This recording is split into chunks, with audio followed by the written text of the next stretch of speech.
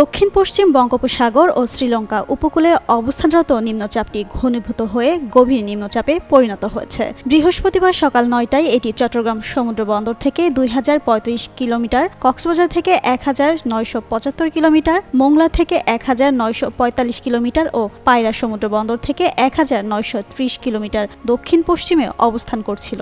আবহাওয়াবিদরা মনে করছেন এটি উত্তর উত্তর পশ্চিম দিকে এগিয়ে আরও ঘনীভূত হতে পারে। গভীর নিম্নচাপের কেন্দ্রের ৪৮ কিলোমিটারের মধ্যে বাতাসের একটানা সর্বোচ্চ গতিবেগ ঘন্টায় ৫০ কিলোমিটার, দমকা বা ঝোড়ো হাওয়া আকারে যা ৬০ কিলোমিটার পর্যন্ত বাড়ছে। কেন্দ্রের কাছাকাছি এলাকায় সাগর উত্তাল থাকায় চট্টগ্রাম, কক্সবাজার, মোংলা ও পায়রা সমুদ্র বন্দরগুলোকে ১ নম্বর দূরবর্তী সতর্ক সংকেত দেখাতে বলেছে আবহাওয়া অধিদপ্তর। এছাড়া উত্তর বঙ্গোপসাগরে অবস্থানরত মাছ ধরা নৌকা ও ট্রলারগুলোকে গভীর সাগরে বিচরণ না করার পরামর্শ দেওয়া হয়েছে।